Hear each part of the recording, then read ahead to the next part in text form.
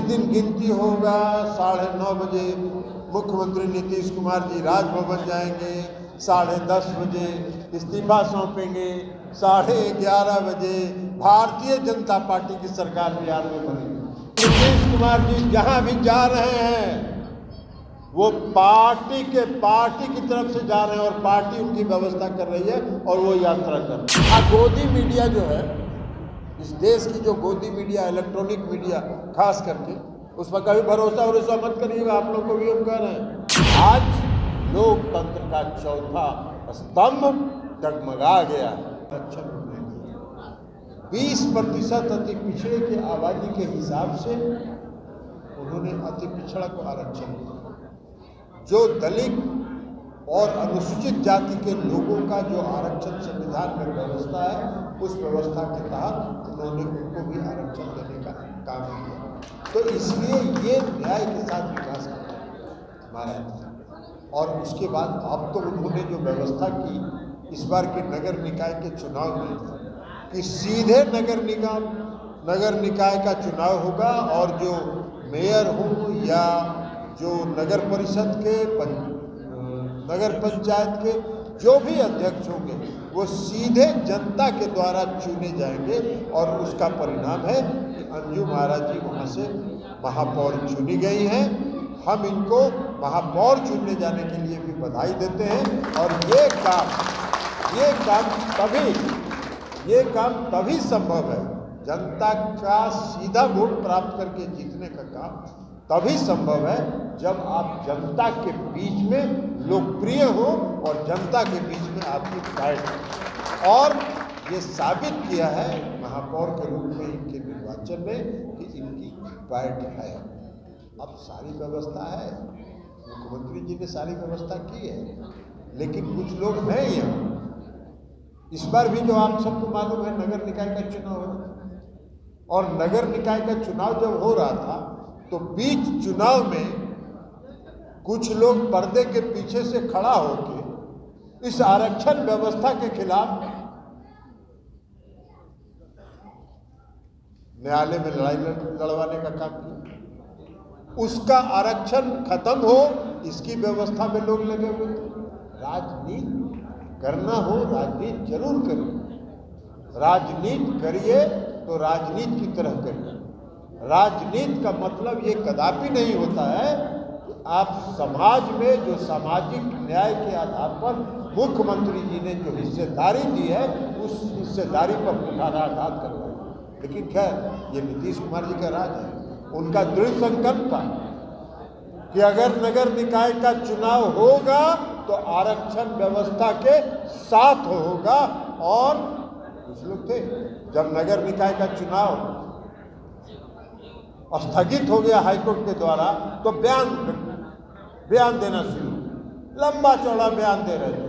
मुख्यमंत्री ने सही नहीं किया, नगर निकाय का चुनाव कर दिया, बताइए इतने लोगों का पैसा लग गया, सब लोग चुनाव प्रचार कर लिए, सब लोग नॉमिनेशन कर दिए, इतना खर्चा हो गया, सब बर्बाद हो गया।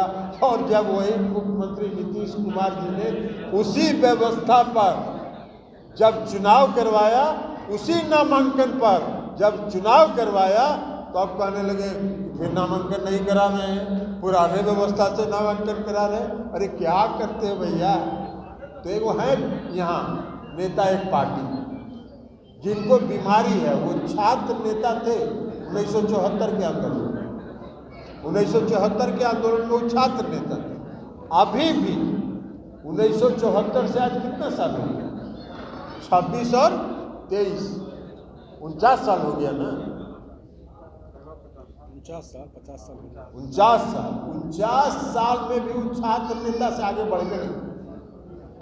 वो छात्र नेता है, रोज उनका आदत है, पहले से भी हम लोग जानते हैं उनको, हम लोग के साथ भी रहे, सहयोगी रहे, मित्र रहे। वो अखबार रोज सुबह उठ के पढ़ते हैं और जिस दिन अखबार में उनका फोटो आए, वो बयान अगर नहीं छपा तो उस दिन भर उनको खाना नहीं मिलता। तो वो बयानवीर नेता। और आजकल तो दूसरे कारण से बयान दे रहे हैं। आजकल बयान दे रहे हैं कि कहीं उनकी पार्टी के आका कहीं खुश हो गए, कुछ दे दिए, क्योंकि अभी उन पर खतरा मंडरा रहा। लेकिन मुख्यमंत्री जी के भी मित्र रहे हैं, हम लोग के नेता के भी मित्र रहे हैं। हम लोग बराबर उनको शुभकामना देते रहते हैं कि आपको जितना बोलना है खिलाफ बोलते रहिए, कहीं बोलते बोलते कुछ अगर मिल गया आपको तो आपको हम लोग की शुभकामना है, जरूर आपको बढ़िए। आज भी देख रहे हैं, आज भी उनका या कल कोई ट्वीट देखे कि मुख्यमंत्री जी अभी जहाँ जा रहे हैं, बंगाल जा रहे हैं, उत्तर प्रदेश जा रहे हैं या कल महाराष्ट्र जाएंगे तो सरकारी खर्चे पर जा रहे हैं। भैया आपको पता ही नहीं है, मुख्यमंत्री नीतीश कुमार जी राजनीतिक काम में 1 रुपया सरकार का खर्च नहीं करते हैं, 1 रुपया खर्च नहीं करते हैं। और नीतीश कुमार जी जहां भी जा रहे हैं वो पार्टी की तरफ से जा रहे हैं और पार्टी उनकी व्यवस्था कर रही है और वो यात्रा कर रहे हैं। कहाँ से कहाँ बयान, यही हम कहें ना, बयान देना है, कुछ बयान देना है, छपने के लिए बयान देना है तो छपने के लिए बयान देना है तो देते रहिए। कहीं आपके आका खुश होकर आपको कुछ बना दे। और इनका आका का भी डमाडोल चल रहा है। कर्नाटक का चुनाव हो गया, आज ही है कर्नाटक का चुनाव हो रहा है, 13 तारीख को गिनती होगा, उनको पता चल जाएगा कि कहाँ जाएंगे। आज उनके कई नेता का बयान देखे अखबार कि कर्नाटक के भारी बहुमत से जीत रहे हैं। 2015 में बिहार में चुनाव हुआ था, महागठबंधन था, उनके नेता कह रहे थे कि जिस दिन गिनती होगा उस दिन 9:30 बजे, एकदम ज्योतिष की तरह, एस्ट्रोलॉजर की तरह बयान दे रहे थे कि जिस दिन गिनती होगा 9:30 बजे मुख्यमंत्री नीतीश कुमार जी राजभवन जाएंगे, 10:30 बजे इस्तीफा सौंपेंगे, 11:30 बजे भारतीय जनता पार्टी की सरकार बिहार में बनेगी। जब गिनती में 10 बजे के बाद हो गया तो उनका पार्टी के दफ्तर में ताला लगा के गायब हो गया। तो वही उनके ज्योतिष, कर्नाटक का चुनाव 3 दिन के बाद 13 तारीख को रिजल्ट आएगा, उनको पता चल जाएगा कि कितना पूरी तरह वहाँ भी हुआ। भाई बिहार के चुनाव में 2015 में इस देश के प्रधानमंत्री ने 43 आम सभा की और सीट आया 52, और अभी कर्नाटक में भी वही कर रहे हैं। कर्नाटक के गांव-गांव में, गली-गली में उनके सरकार, जो उनकी सरकार है भारतीय जनता पार्टी की, उसके भ्रष्टाचार की चर्चा घर-घर में। लेकिन उनका बयान तो देखिए, 6 महीने का पहले का बयान निकाल के देख लीजिए, सारे विरोधी दल जितने भ्रष्टाचारी हैं वो सब एक हो रहे हैं। और कर्नाटक में जो इनकी सरकार थी वो इस देश की सबसे भ्रष्टतम सरकार थी, सबसे भ्रष्टतम सरकार, उस पर कुछ नहीं बोल रहे हैं। तब उसको दबाने के लिए क्या कर रहे हैं, धार्मिक उन्माद फैला रहे हैं पूरे कर्नाटक में चुनाव प्रचार में देख लीजिए, खाली धार्मिक प्रचार। गोदी मीडिया जो है, इस देश की जो गोदी मीडिया, इलेक्ट्रॉनिक मीडिया खास करके, उस पर कभी भरोसा मत करिएगा। आप लोग को भी हम कह रहे हैं, देखिएगा उसमें सिनेमा कुछ देता है मनोरंजन के लिए, वो सब देखिएगा, न्यूज के चक्कर में मत पड़िएगा। वो सब सुबह से शाम तक जो धार्मिक उन्माद फैलाने का काम है, वही धार्मिक उन्माद फैलाने में उनके सहयोगी हैं, उनको सहयोग करते हैं, देश को समाप्त करना चाहते हैं।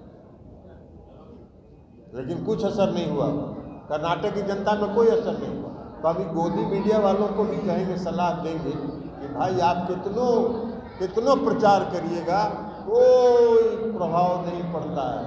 2015 के चुनाव में जब बिहार में चुनाव हो रहा था, जिसकी चर्चा हमने की, सारे देश की मीडिया, सारा सर्वे नीतीश कुमार जी को हरा दिया, जितना सर्वे। और 7 बजे से कुछ वही गोदी मीडिया सुबह से प्रचार शुरू कर दिया, 8 बजे से गिनती शुरू हुआ, भारतीय जनता पार्टी आगे, भारतीय जनता पार्टी आगे। पड़ाका भी यहाँ छूट गया था भाजपा कार्यालय में। और 9 बजे के बाद जितने विश्लेषक होते हैं ना गोदी मीडिया के, जो टाई लगा के सूट उट पहन के आ जाते हैं स्टूडियो में बैठ जाते हैं, हम लोग तो कह रहे यही होना ही था।